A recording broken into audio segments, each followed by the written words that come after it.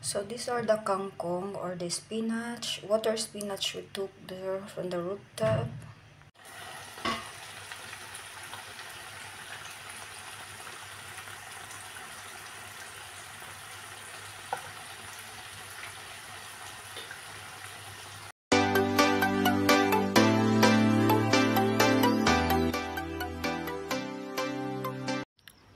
Hello everyone! Ito naman po ang ating update sa ating 1 hectare kangkong plantation, guys. Ayan. O diba? Very robust yung ating mga kangkong sa rooftop. Ayan. May nagtatanong kasi, guys, ano na update ng mga tanim ko dito sa taas. So far okay naman po, pero the problem is the bitter gourd, the pechay, the spinach didn't survive, so only the kangkong survived, guys. So anyway, kangkong is water, is spinach. And we have here my tomatoes. It has aphids, guys, and I don't know how to remove those, and it's already flowering. I have 1, 2, and 3 because it's very hot, guys. You see, it's already yellow, the other one. But anyway, guys, I think it will survive. And then I have another tomato there. And you see my sweet potato. It's robust also. And I have here another. And we have another sweet potato there. So now we are going to harvest kangkong, guys, or water spinach. And I will try to cook adobo. You see, guys, I think I have enough, because they say, guys, that I need to cook or cut so that it will grow more. So this time I'm going to cut, guys. It's very robust, guys. So it's been, I think, 15 years that I didn't taste or eat water spinach or kangkong. So I will take some, guys, and I will cook later on. I am going to cook adobo. Ayan, guys, you see. And then we have here, you see, guys. Ayan. So thank you so much, guys, sa nagtanong sa sa kumusta na daw yung mga tanim ko dito sa taas.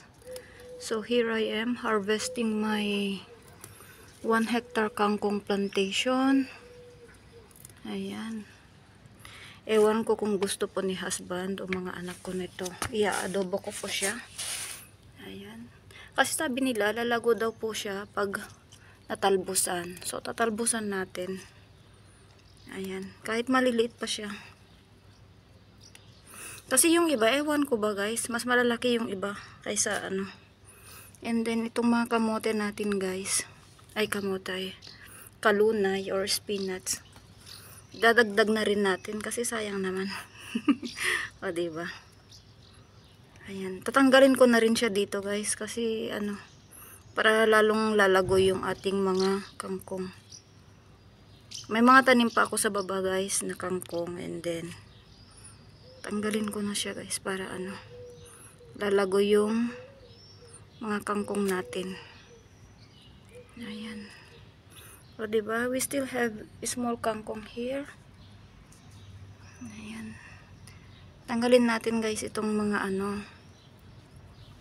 mga kalunay para lalaki yung tanim natin. Ayan.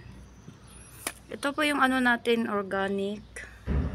O, diba? Meron tayong survivor dito na ampalaya. Ayan. Kukunin natin yung mga kalunay at tatanggalin na natin. Ayan. And then, ito po yung kamote natin. Ito, meron pong kamote. Ito yung pinatubo ko. Ayan. Dalawa yung kamote natin dyan. Tapos isa dito. Ayan, diba? May mga kamote na tayo. Gaya nito yan, guys. Yung yung yellow. Ito yung mga pinatubo ko. Ayan, diba? Kung may tanim, may uulamin. Ayan, wait. ito tanggalan na rin natin. You see? O, diba? Ay, nakakamiss talagang ano guys, mag-ulam ng yung mga nakasanayan natin, diba? O, ayan. O, diba? Tanggalan natin ng ano. Excited naman ako guys na mag-ulam. Kasi sabi ko kay Sis Lori, malalaki na yung mga kangkong ko, tapos very robust. Sabi niya, talbusan mo na. O, ayan. Nagtatalbos na ako guys. O, diba? Marami. Lalago daw yan kasi ano, once na natalbusan, lalago daw siya guys. So, ayan. Sabi rin naman kasi ni nanay na ano, talbusan ko na daw. Ayan. Isasama natin yung mga kalunay at ano, kasi kaysa naman itatapon natin, diba?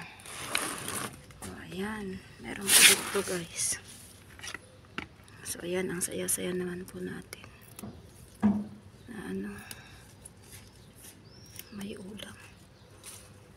Ayan.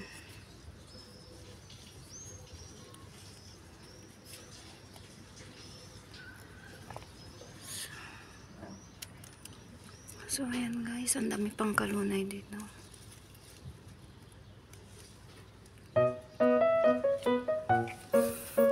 Ayan. Mainit na guys. So, ito yung update natin. So, these are the water spinach we took there from the rooftop guys. And we are going to cook with tofu. You see?